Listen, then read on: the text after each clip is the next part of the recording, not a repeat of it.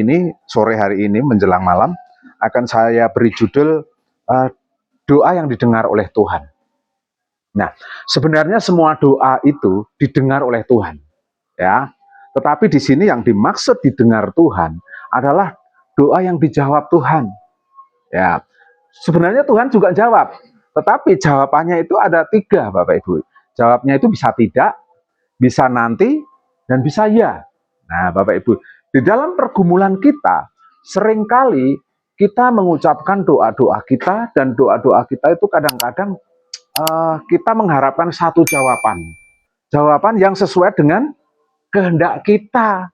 Salahnya di situ, Bapak Ibu. Sebenarnya Tuhan yang punya otoritas untuk menjawab doa kita. Apapun mau Tuhan, itu terserah Tuhan. Kita hanya mengambilnya dengan iman kita, Bapak Ibu yang dikasih Tuhan. Tetapi Bapak Ibu sudah dikasih Tuhan, betapa banyak anak-anak Tuhan menjadi kecewa, menjadi tawar hati ketika doa-doanya tidak sesuai dengan yang dia inginkan. Nah, tetapi untuk supaya doa kita itu sesuai dengan kehendak Tuhan dan doa kita didengar oleh Tuhan dan dijawab oleh Tuhan, kita perlu mengakui bahwa Tuhan itu adalah otoritas tertinggi yang mengatur segala kehidupan kita. Nah, untuk itu kita akan belajar kepada Raja Daud, ya, atau pemazmur, ya Bapak Ibu. Kita akan lihat dulu di dalam Mazmur 5 ayat 1 sampai 2. Mazmur 5 ayat 1 sampai 2. Ada yang buka? Ini harus dibacakan ya. Coba yang sudah ketemu Mazmur 5 ayat 1 sampai 2. Dibaca dulu Bapak Ibu.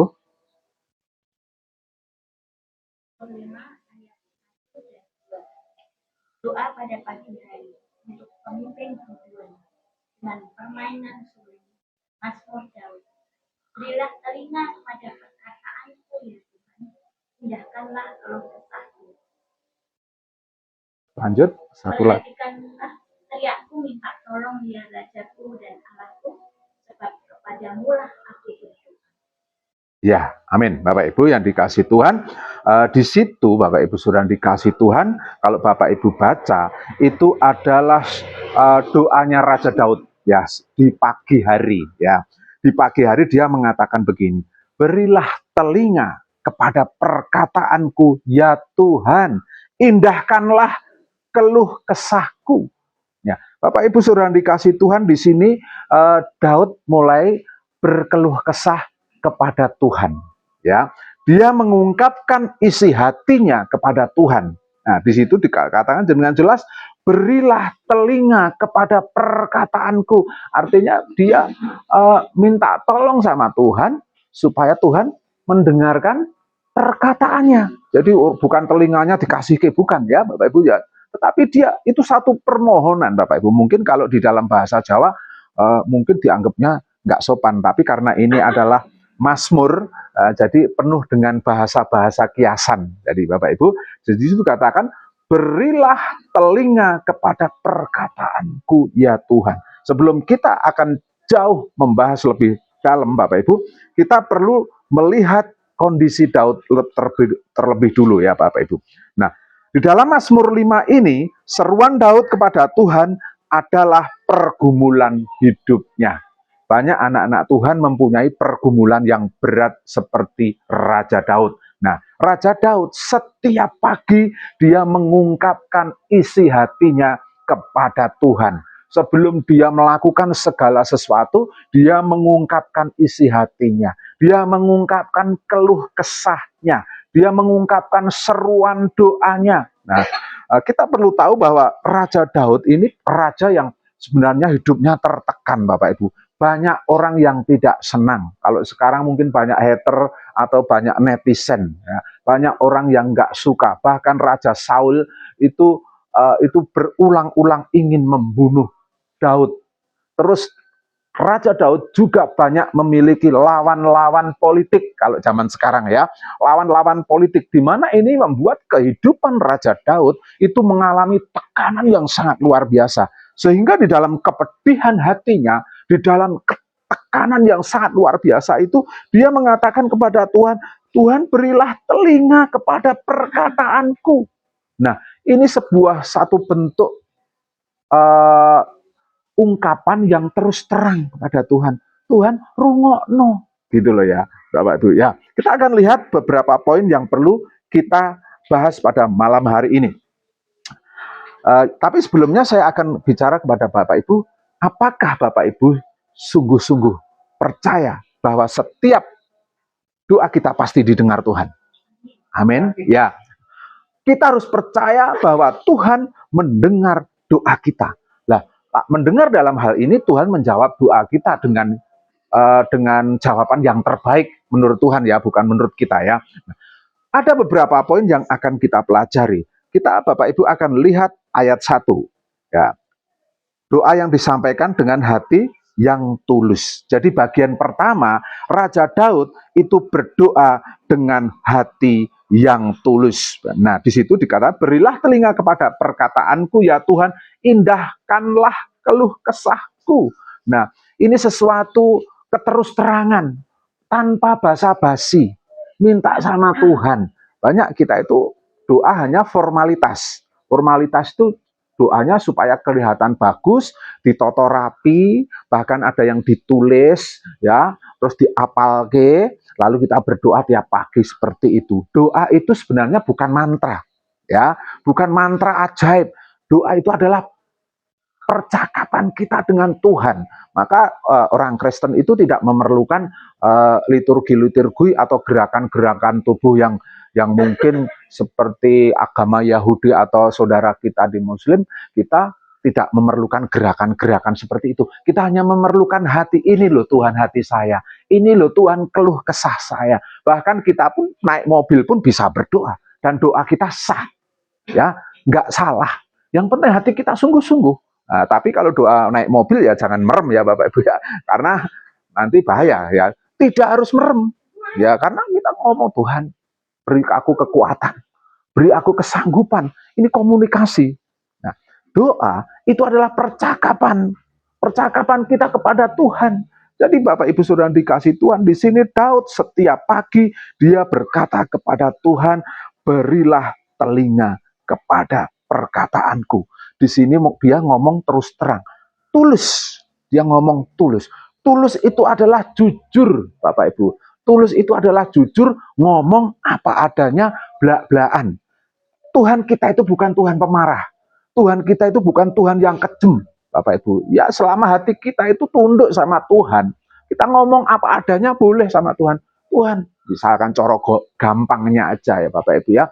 Tuhan, hari ini saya tidak punya beras. Boleh nggak ngomong gitu sama Tuhan? Boleh. Tuhan, hari ini pekerjaanku sepi Tuhan. Saya percaya Tuhan pasti buka jalan. Boleh nggak ngomong gitu? Boleh, karena dia sahabat kita. Ya, bahkan tiap pagi kita harus datang kepada Tuhan, minta penyertaan Tuhan. Tetapi seringkali doa-doa kita hanya doa-doa yang formalitas. Ya, mau diapalkan, apa nggak boleh doa dihafalkan? Boleh, Bapak Ibu, boleh. Nah, tetapi kalau hanya hafalan itu tidak ada maknanya. Kita harus berdoa dengan kesungguhan hati, bahkan berulang-ulang saya katakan kita harus terbiasa curhat dengan Tuhan. Ya, curhat dengan Tuhan. Harus terbiasa. Bahkan kalau cowok itu terkenal nggak bisa nangis, Bapak Ibu ya. Tetapi cowok pun boleh nangis. Raja Daud ini raja yang hebat. Raja Daud ini senantiasa itu curhat dengan Tuhan setiap pagi. Keluh kesahnya disampaikan kepada Tuhan tiap pagi. Nah, Bapak Ibu yang dikasih Tuhan, ini melambangkan bahwa dia itu sangat tulus, sangat jujur akan keadaan dan kelemahannya. Kalau Bapak Ibu tidak merasa lemah, Bapak Ibu tidak perlu berdoa. Ya, jadi kita boleh sombong-sombongan. Berapa banyak Tuhan bikin kita jadi lemah supaya kita dekat sama Tuhan. Kalau orang kaya, Bapak Ibu, orang kaya duitnya banyak, dia tidak akan pernah bergumul untuk makanan, minuman, cari uang, beras, dan lain-lain. Dia tidak pernah bergumul. Tapi kalau orang pas-pasan, tidak punya apa-apa, makanan aja itu sebuah pergumulan. Banyak kali orang-orang yang dulu kaya raya, orang yang begitu sangat luar biasa, Tuhan izinkan mengalami kebangkrutan sehingga dia nggak punya apa-apa. Baru dia datang semana Tuhan.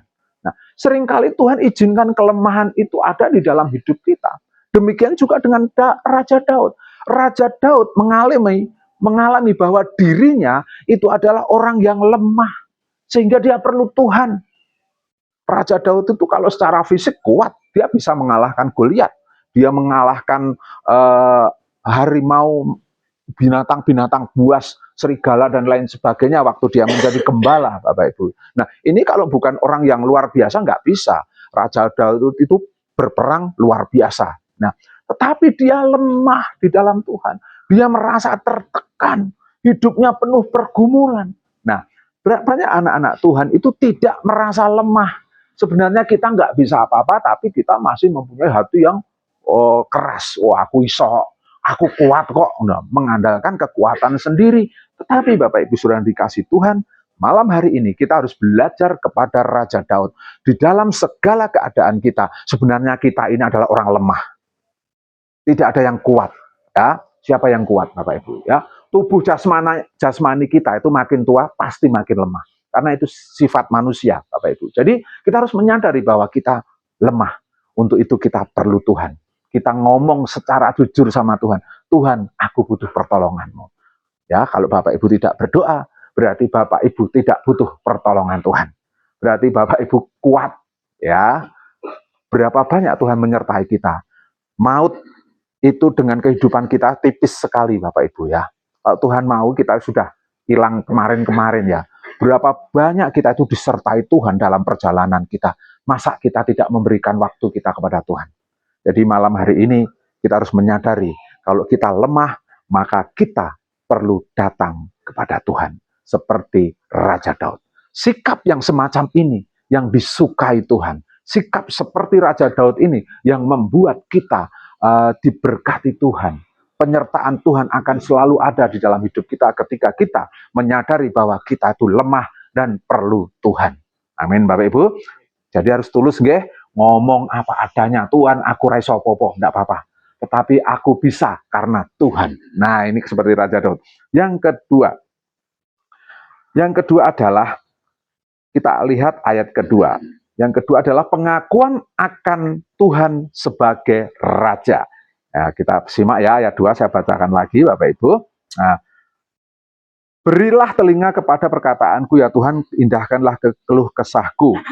Perhatikanlah teriak aku minta tolong ya Rajaku dan Allahku. Ya, Daud ini seorang raja, tetapi dia masih punya raja lagi, yaitu Tuhan sendiri. Nah, ini menunjukkan sebuah kerendah hatian dari Raja Daud. Perhatikanlah teriakanku minta tolong ya Rajaku dan Allahku. Jadi Raja Daud itu mengenal identitas Tuhan bukan sebagai pencipta saja, tetapi juga sebagai raja atas hidupnya. Jadi sudahkah Bapak Ibu mengakui Tuhan sebagai raja di dalam hidup kita? Kalau kita tidak pernah mengakui Tuhan adalah raja di dalam hidup kita, bahkan kita mengangkat diri kita menjadi raja, nah ini kita akan menjadi orang yang paling egois. Ya, bapak-bapak, kepala rumah tangga, biasanya dia akan menempatkan diri sebagai raja di dalam rumah tangga.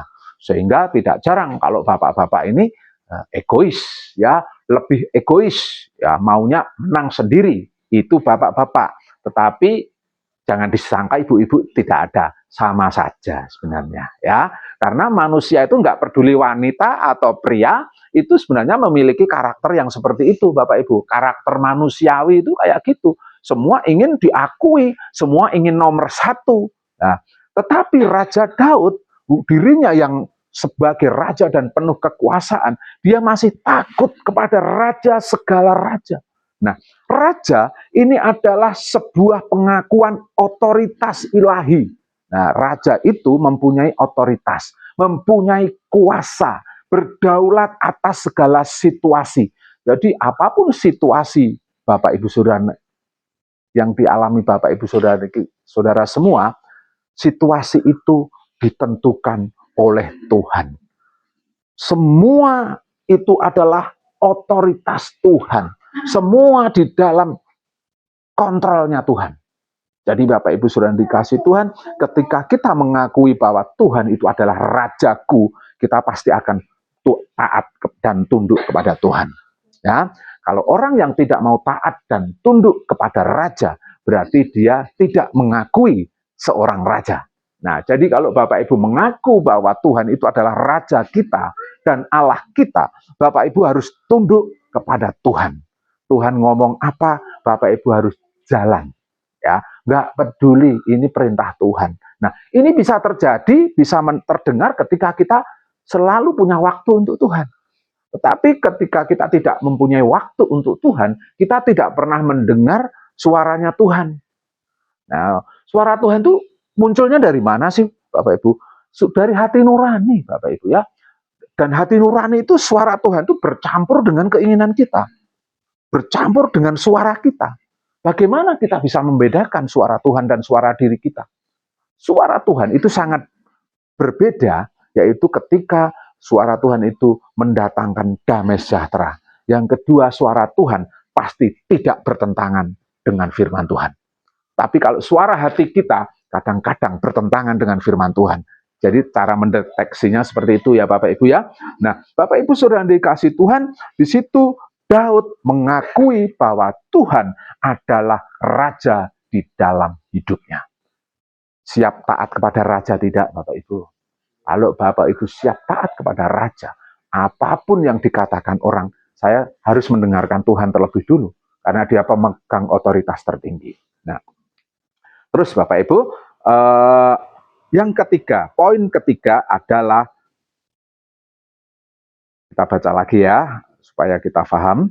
Nah, perhatikanlah teriakku minta tolong ya Rajaku dan Allahku, sudah, sebab kepadamulah aku berdoa. Nah, jadi ketika kita mempunyai Raja, Daud itu hanya bertekun kepada Raja.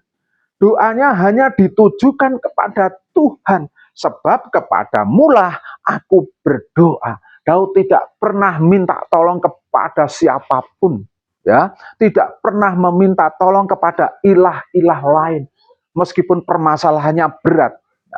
Seringkali kita ketika mempunyai permasalahan yang berat, kita mulai meragukan kehendak Tuhan, kita mulai meragukan otoritas Tuhan, sehingga kita mencari bantuan ke tempat lain yang tidak alkitabiah. Nah, dulu waktu bapak saya sakit bertahun-tahun, saya itu hidup di dalam tekanan. Tekanannya begini, dari satu sisi saya harus berdoa sama Tuhan, Pak, percaya dalam nama Tuhan Yesus, kita berdoa pasti disembuhkan. Wah, tapi faktanya doa itu prosesnya panjang, nggak sembuh-sembuh. Lalu dia ngomong, terus golek wong pinter, gitu Bapak Ibu ya. Saya galau Bapak Ibu. Kalau saya tidak turuti, apa yang terjadi? Saya dimarahi. Kalau saya turuti, saya mengingkari iman kita. Toh Bapak waktu itu belum terlalu beriman, Akhirnya apa? Saya kalah Bapak Ibu. Saya pergi ke dukun itu banyak Bapak Ibu, beberapa tempat. Dan nasihatnya juga aneh-aneh Bapak Ibu, suruh cari kayu bakar karena kakinya itu pengapuran kaku ya, itu dia pakai simbol kayu bakar. Nah, terus diburai sama kembang 7 rupa. Saya pikir saya dulu tolol banget gitu loh ya. Zaman sekarang sudah nggak ada yang percaya gitu, masih ada yang percaya model-model gitu. Semoga di sini nggak ada, tapi masih ada yang percaya. Bahkan yang labelnya itu Kristen pun masih percaya yang kayak gitu Bapak Ibu. Sehingga waktu saya melakukan itu, saya menjadi pejinah-pejinah rohani. Saya mendukakan hati Tuhan. Dan itu kebodohan saya. Tapi apa daya, waktu itu saya masih muda, saya belum menikah Bapak Ibu ya. Masih umur 27 tahun. Nah, itu ngeri sekali. Sehingga ketika saya melakukan itu tidak terjadi apa-apa dan perasaan itu terus berkecamuk di dalam hati saya. Saya merasa bersalah. Iblis itu nuduh terus, kamu sudah keluar jalur kamu nggak layak datang kepada Tuhan. Kamu tuh orang berdosa. Sepertinya benar. Ya memang benar. Tapi saya nyaris mau pekewoh sama Tuhan. Tuhan, aku kok mendua hati sih, saya pekewoh nek nu tak rasah neng gereja. Loh, Itu bisikan iblis, Bapak Ibu, sehingga saya menghukum diri saya untuk saya tidak tekun lagi. Tetapi puji Tuhan, Roh Kudus bicara, justru di saat kamu mengalami masalah besar, di saat kamu jatuh di dalam dosa yang paling dalam, kamu perlu Tuhan. Kamu perlu balik kepada Tuhan, sebab kepadamulah aku berdoa. Jadi tidak ada yang lain yang bisa saya sambati kecuali Tuhan. Amin, Bapak Ibu. Karena Dia yang pertama, Bapak Ibu ya. Pertama, kita boleh sambat kepada orang lain, tapi itu nomor sekian, Bapak Ibu ya. Karena kita tidak bisa mengandalkan manusia. Begitu kita mengandalkan manusia, kecewa. Karena apa? Kita disuruh mengandalkan Tuhan. Kepadamulah aku berdoa. Karena Dia yang mengatur segala sesuatu itu. Nah, ada beberapa hal yang saya alami, Bapak Ibu, yang sampai sekarang belum terjadi. Saya tuh mengharapkan satu bisnis, atau saya jual lukisan, Bapak Ibu ya, dan saya sudah dijanjeni bahwa orangnya mau datang ke Indonesia bulan Februari. Nah, begitu dia ngomong, nanti saya bulan Februari saya ke Indonesia mau ambil itu lukisan. Pikiran saya sudah merogram, puji Tuhan, ya, saya dapat rezeki, ya. Setelah dapat rezeki, saya bisa bayar ini, bayar itu, bayar ini, bayar itu. Wah, wes tak hitung, Bapak Ibu. Tetapi peleketis, ya, peleketis. Maaf, hari ini masih sibuk. Saya tunda ya, sekitar bulan Maret. Nah, akhirnya Maret saya tunggu, ya serapopo Maret. Setelah bulan Maret saya telepon lagi, saya WA lagi, dia ngomong, maaf, Maret dan April saya sibuk. Nanti saya agendakan bulan Juni. Wah, waduh, mundur nih Juni. Puji Tuhan, pajak mobilku mati. Juni entuk pas tinggal pajak, ya, bahkan turah ya. Juni sampai Juli, ternyata tak telepon lagi, dia ngomong, maaf belum sempat, nanti saya agendakan lagi. Sampai kapan? Ternyata dia tidak memberikan deadline. Padahal aku bacot seneng, Bapak Ibu. Tapi kesalahannya di mana? Saya mengandalkan manusia. Nah, itu kesalahan saya di situ. Beda dengan Raja Daud. Dia hanya mengaku bahwa dialah Tuhan dan Rajaku. Kepadamulah aku berdoa. Kepadamulah aku bergantung. Orang Jawa bilang gandul Gusti, ya. Tetapi faktanya kita masih gandul manusia, mengharapkan jawaban doa dari manusia, dan Tuhan nggak izinkan itu. Lalu saya mulai mengubah. Tuhan, pokoknya apa yang menjadi tugas saya sudah selesai. Jadi lukisan sudah jadi, dijikuk karepmu, ora dijikuk karepmu, itu seizin Tuhan. Nah, tetapi saya percaya Tuhan bisa memberkati saya melalui apa yang saya lakukan itu. Saya mengubah itu semua, dan saya minta ampun sama Tuhan, ampuni saya. Saya mengandalkan manusia, dan manusia ternyata banyak masalah. Dia mungkin banyak ingkar janji dan lain sebagainya, entah disengaja, entah tidak disengaja. Dia orang kaya, ya mesti sibuk ya, ada urusan yang lebih penting. Nah, itu Bapak Ibu Saudara dikasih Tuhan. Jadi di sini kita harus belajar kepada Raja Daud bahwa dia hanya berdoa kepada Tuhan sebagai rajanya. Dia hanya tunduk kepada Tuhan, menggantungkan hidupnya kepada Tuhan.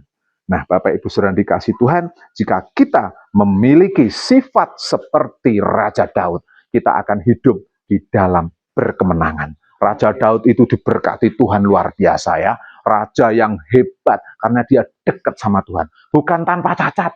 Raja Daud itu banyak dosa, Bapak Ibu ya. Dosanya gila nih, Bapak Ibu ya.